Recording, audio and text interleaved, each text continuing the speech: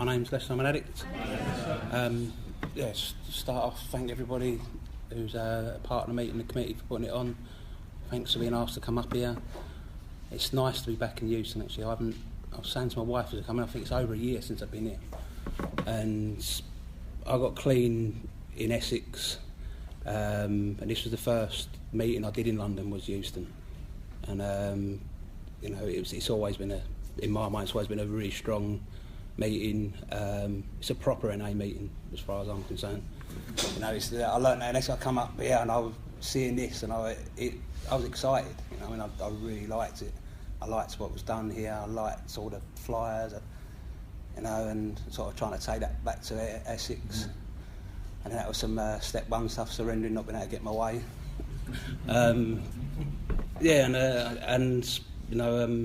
Company, I met my sponsor up here as well, so that's Euston's fault. It is nice. It's nice to be here. I've always sort of found this in high regard. And step one, it seems really strange being asked to share on step one because I got clean in Essex, moved up here, up to London, to East London, when I was about 2 years clean. And then end up moving up to Suffolk, where I am now, based in Bury St Edmunds. And in Bury St Edmunds, not a lot of people that have done all the steps. So when I tend to get asked to share, it's usually on 8, 9, 10, 12 or traditions. It's not very often I get to do a step one share. So it's nice, but at the same time, it's like trying to think of I haven't done this for quite a long time. And I suppose it's probably given me some nerves. And probably because of the regard I hold this meeting as well has given me some nerves, but hopefully what I found experience is as I own that stuff, it tends to sort of ease off. But it's a step one. We're powerless over our addiction and our lives become unmanageable with 2 parts. When I came into NA, I had no idea that I was powerless over my addiction.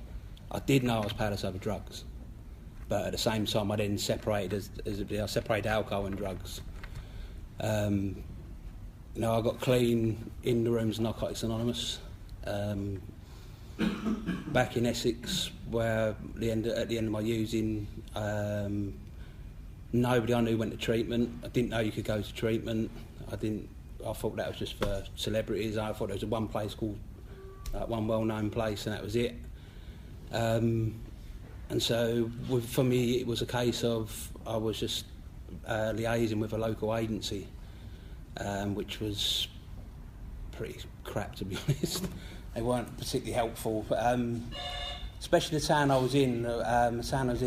Essex, Basildon. It's probably the drugs capital of Essex. There's so many people using, but there was no real recovery. As what I found out once I got into recovery, I'd moved to another part of Essex, Chelmsford, and got into recovery, and I found out that there was one NA meeting in Basildon. And it was 5 minutes walk from where I grew up. 5 minutes walk from Mum, didn't even know it was there. I think it's changed a lot now, but there was no sort of PI work or anything going on. But what I did have, I say that local agency was crap. I did have one counsellor who sees something in me. I'm guessing that she kept me on the books a lot longer than what she should have done. Trialled all her little different bits and ways of what you could do.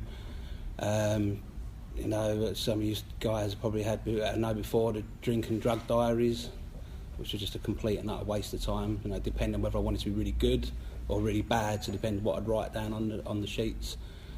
And then I give little tips like put an elastic band on your wrist and ping it every time you get a craving. It's really great, that one. Fucking excellent.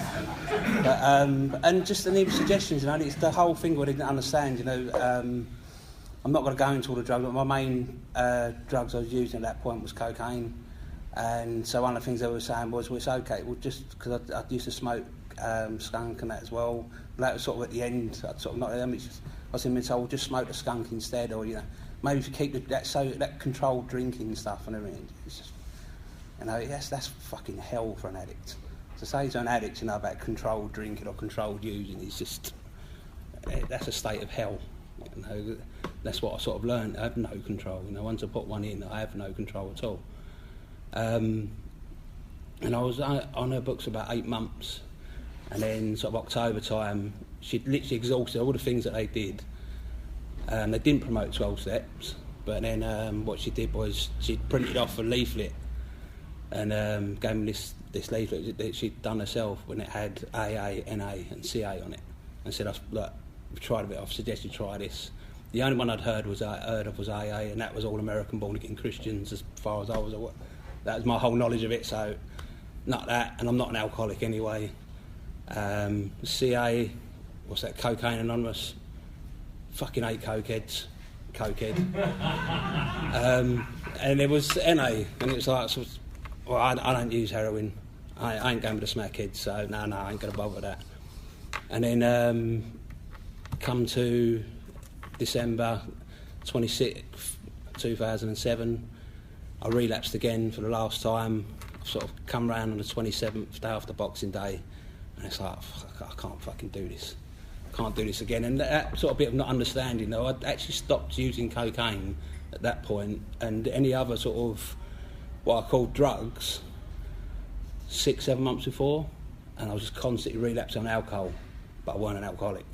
I hated alcohol, so I wasn't an alcoholic. And so and I'd relapse on alcohol again, and it's like, I can't keep doing it. So the only thing I'd left was these 3 leaflets. And again, it's like, I ain't doing AA, not an alcoholic. Still fucking hate cokeheads, right, I'll go and sit with the smackheads. That'll do me. I don't mean offence when I say it, that was the sort of language that I used at the time. And I got through the most horrendous New Year's Eve that I'd ever been through. I had a group of close mates around me that I'd grown up with that all knew my problem, all trying to help me. None of them were addicts. Now, these were the guys that I started using with. When I picked up drugs, first time I picked up cannabis, first time I picked up alcohol, first time I picked up speed, pills, it was with these guys, but the difference was they stopped. And I didn't. I mean, for a long time, it was because I didn't see the point in stopping. Why not? It's fucking great. Sitting in science class, pilling off your head was brilliant.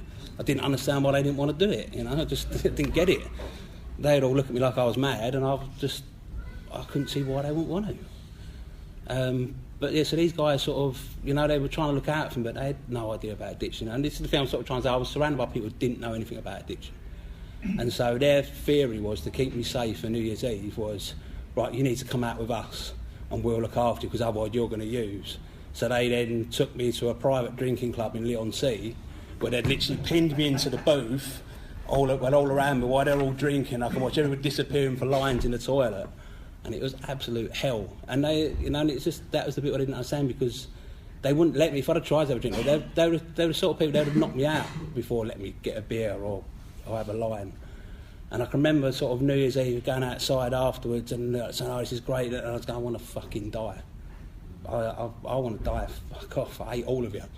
Because that's where it was. And I went, a couple of days after, I went to my first NA meeting, in this candlelit little meeting in Chelmsford in a church. I didn't burst into flames, because I've never done religion or anything. It's not particularly for me. I don't class myself as an atheist. I'm not that angry, but I don't have any sort of problems with it. It's just not my sort of thing. But I mean, Scott will remember the candlelit meeting, and it wasn't the greatest little meeting, but there were some people there, I mean, it's the thing of knowing now, knew the programme. That first meeting I went in, I didn't speak. I mean, at that point I was completely shut down. I couldn't look you in the eye.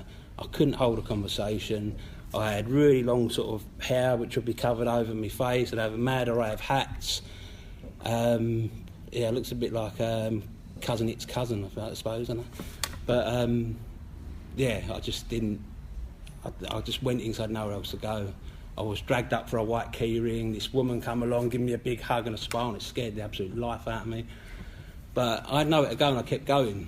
And what happened was I kept going for 2 months, and I was staying clean, but I wasn't working any program. I was still too shut down at that point. And at this point as well, I say, I was powerless over drugs. I knew I couldn't use. My only way I knew not to use was to try and kill myself. I didn't know anything else. And I mean, at this point, I had 6 suicide attempts behind me, self-harming a lot as well. But I wasn't using anything for 60 days. I wasn't using anything. I was also going through a horrible divorce. My marriage had broken up. It really wasn't amicable at all. It was all going through the courts. And basically, what was 59 days clean, I'd got some more news around the divorce. My ex-wife had done another, put booted a bit more, and I just had enough, and I was going to use. And I knew I was going to use, and I really didn't want to use, and I'm just trying to think what to do. And I didn't really know what to do, and I didn't say the program, so I wasn't really kicking in. But basically, I had a friend. One of those friends was really, really concerned about me, really, really worried about me. He wondered what. He wouldn't let me out of his sight on a Saturday. And then on a Sunday, where I should have been picking up my 60-day keyring, that's my 30-day keyring. So I'm saying 60, it was 30. What should be my 30-day keyring? It come to a point, and I was going to use, and I really didn't want to. So the only way I knew was to kill myself. The one difference that happened this time was, before I sort of did it, I collapsed onto the floor. And as I said, I didn't have any sort of concept of God, religion, or anything like that, but I just shouted out, right, if there is anything out there, please, I can't do it, please fucking help me, I can't do this. And I proceeded to cut my wrists. That friend who had been really concerned, couldn't get hold of me, he was trying to find me, he basically bashed my door down at my flat, found me, got me to the hospital and saved my life. The difference that happened was, from that point, I did have on, even though that before I had that one number, 2 days later I'm back in Basel and Essex, I'm under mental health again, they won't let me be on my own. And so on the Tuesday I've got this number. So it was on the Sunday I've tried to kill myself again. On the Tuesday I've got this number in my hand, I'm just looking, it's this one number, this one greet who just constantly kept trying to get me to speak. They made me take their number, and I just text them. And they text back, and I text what had happened. And they text back, and we exchanged texts, and they said, look, why don't you come and meet us for a coffee? So I met them for a coffee on the Wednesday, and they were just saying that you really need to get to meetings. You really need to get back in. And I ended up going back in on the Thursday with my wrists all bandaged up, and it clicked. It just clicked, and I'd hit bottom. And that's that vital bit. Before we can even do step one, it says in literature, you need to hit bottom. I needed to hit bottom. I was skating along it, but I hadn't hit bottom. At that point, I hit bottom. And it just started to click. I got identification with someone for the first time. I started speaking to them, and just things just started happening. And I know now, and I could remember 2 or 3 people that were in that meeting that are still clean, that will work programs, that are doing really well. And so it was there. I just couldn't hear the message. And from that point on, it was like, as I started to get that hope, I was like, right, okay, I'll do anything you say. For the first time in my life, I will actually do everything I'm told to do. And I was like, I got this sponsor, I got the basic text and everything else, and I said, right, I'll do everything you tell me to do. And if I can get a year, then I'll commit. That's me for life. And it was that thing, because I wasn't really interested in hanging around with people 30 days, 60 days. It's no real offence. It was all about the year. It's still that addict sort of bit. Now I always wanted more. You know what I mean? Even from the start, I wanted the year, and it's been that way right from recovery. After getting a year, it was 2 years. 2 years, it was 5 years. Now, I mean, I'm 8.5 years now, but it's all about 10. You know, it's always about fucking more. There's a guy in my home group who's about to hit 29 years Monday, and if I could nick his clean time, I would. You know, I want that. That's that addict part in me. You know, But I started to work these steps, and I went through the green and gold with my first sponsor, and I was starting to understand bits, and as I started doing it, I started to understand about addiction, and I see in the basic text, you know, in chapter 8, I don't know why it's in chapter 8, but in chapter 8 it tells you what addiction is. I have to get all the way to chapter 8 for it tells me what addiction is, obsession and compulsion, and that was a bit I didn't understand before. You know, that was why when I was trying to, because I would get, say, I suppose, you're looking at, I got over 30 days by the skin of my teeth. Once before, when I was 21, I got a month literally hanging on for dear life, and then thought I was okay to drink then. And then after having this idea, I was just going to drink on Fridays, which turned to Friday, Saturday and Sundays within a week, which in 2 weeks changed to every single day. Then thought, I've got it under control now, I can now pick up cocaine again and things like that. I just didn't understand addiction, I didn't understand all the fault, but I didn't understand the obsession, the compulsion. You know, and that obsession's on you when nothing else matters. when you can't think of anything else, when it's just on your bang, bang. When you're in that state, it's only a matter of time. Unless you do something about it, it's only a matter of time until you pick up, and then once you pick up, that compulsion, it just kicks in, and when you just can't stop. And that's, and learning that. That's what I had to do, and treating those two parts of my illness, and then getting this spiritual solution. I didn't understand the spiritual solution at all. It's been for a long time for me. I hear spirituality in my head, instantly thinks of bald guys in orange pyjamas and joss sticks. I'm a very nuts and bolts person. I don't really understand all the flowery bits. It's what's in front of me. And and that surrender, what I felt from working at step one was just relief. To find out I was an addict. I wasn't, because I thought I was a drug addict who could become an alcoholic, who had severe mental health problems, and I found out I was just an addict. And that was just a relief, actually surrendering for the first time, because I battled against everything. I battled against absolutely everything. You told me something I can't do it, I'll go and do it. Just to spite it, just to prove you wrong, no matter what. That's how I was, constantly, right throughout school, right throughout my using. I would always push it, go a little bit further. And for the first time, what I learned in the rooms of Narcotics was to surrender. I couldn't understand that surrender to it. The language of it, I didn't understand. Surrender was weakness, it wasn't strength. I found differently, And with the spirit side of it, it's one thing that gets missed a lot.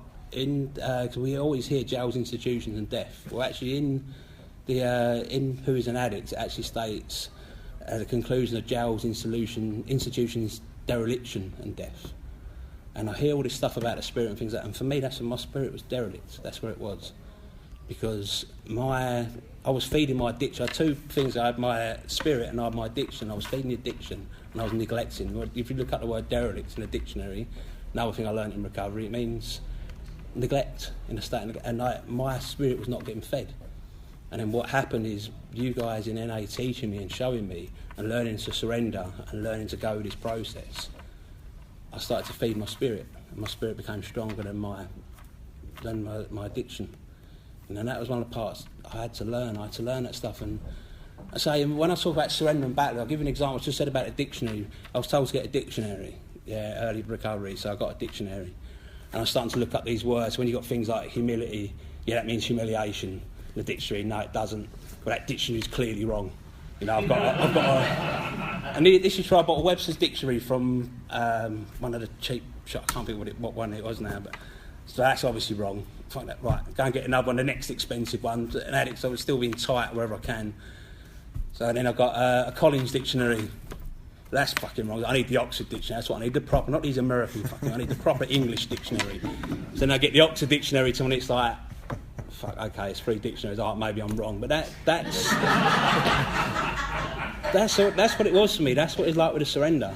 I wouldn't surrender to anything. I still can do it now sometimes. Like, I hate getting up to go to the toilet in the night, so I've got to go to the toilet before I go to bed, and I'll stand there till I fucking go. Sometimes, you know what I mean? Now, stand there for like 5 minutes, and my wife goes, "What the fuck are you doing?" It's like, no. I've got to go before I go. Otherwise, I'll get up in the night, and it's just mad things. It's surrender. And learning that surrender, and learning it in all sorts of bits. In my life, learning it in my job today. I've had some bits going on at work at the moment, things I don't like, and some practices I'm not really particularly happy with, and I want to battle with them, and I want to tell them that they're wrong, and it's like it's not my place.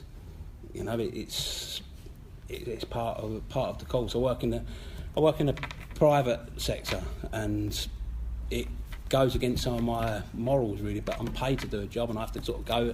I've been speaking to my sponsor about it recently and addressing things and just trying to let go and keep things really simple. That's what I have to do all the time, is keep things really simple. And and in other ways, I've got a beautiful 4-year-old boy in recovery, and he doesn't always do what he's fucking supposed to do. And it winds me right up, and I have to surrender. He's a little kid. That's how he is, and I can see traits in me, and I sort of see people what they say about being born addicts and see the trait and the obsessions, and my little boy is, at the moment, it's all about Transformers and Star Wars and Paw Patrol and that, but I don't see addiction. He's just a kid. That's just part of it, and I don't know whether in addiction we get stuck in that childlike state. I don't know, but I think that's just part of the course. And I suppose the other thing that's really come up for me, powerlessness at the moment, is I come from a family. I'm really lucky. I don't come from a family of addiction. I come from a really lovely family. My parents are still together. You know, they raised me in the right ways. I can see the way I was raised, I was right. It's just I went the wrong way. But you know, the one thing with them, it's always been shut down. So nobody talks about feelings or emotions. Nobody shows anything, and that's how I was sort of raised up. And you know, I used to have a thing go around my head all the time. You don't let anyone know what you're thinking, what you're feeling. It's a weakness. It'll be exploited. And that was my granddad. I was really close to my granddad. That's my granddad's voice. So he used to say all the time. But one of the things that I found recently is my uncle died just recently, and it was hard. It was very unexpected. I had to go to the ICU to say goodbye to him. And one of the beautiful things about his programme is I'd made my amends to him so I could say goodbye, knowing that everything was done. But I've had to watch my dad, and my dad doesn't deal with emotions, doesn't show anything, but it's the first brother he's lost, and he can't contain it, and it's spilling out of him. And to watch that it's really hard. You know, it's that powerlessness all over again. I'm out watching him doing that, watching him going through that process, and all I can do is support him. I can't fix him. I can't, you know, 'cause that's what I want to do. You know, especially probably because of the ongoing amends with my dad and what I've made of him and wanting being a good son, and I want to fix it, but I can't. But it's supporting him. You know, it's that powerlessness again. You know, I haven't really touched the unmanageability, but it's basically the unmanageability is as simple as my life was fucked. I was trying to kill myself. You know, I didn't have my family in my life, things like that, which is different today. You know, because I'm not. I surrender today. That serenity prayer has always paid me good. Even now, I use it today. Just looking at, you know, I can't control that. What can I do about that matters? Yeah, you know, and that's sort of step one for it. It's an ongoing process. It's not about drugs at all today for me. It isn't. It will be if I pick up. I know that. If I pick up, it'll soon get back to that point. You know, I had somebody sharing the other day in the meeting how they can still look back and where people say about living in, he didn't know if it was living in fear or not, and about not sort of wanting to live in fear. Now, I still can remember clear as day what it was like using at the end of my using. And I don't live in the past, it's just that's my reality. That's what it is for me. I'm an addict. So you know, as it says in that book, I fully conceded to my innermost self, I'm an addict. No doubt whatsoever in my mind. And my reality is if I pick up, I become self-centred, self-seeking, I don't care about anybody, that obsession comes, I won't be able to stop. And you know, I ain't used for 8.5 years, so it's a progressive illness. I'm 8.5 years sicker, if you like, than when I started. But thankfully I've got this progressive recovery that's carrying on. So, yeah, I hope that's helped some, I hope that's made sense. I'll leave it there. Thanks a lot, Dan.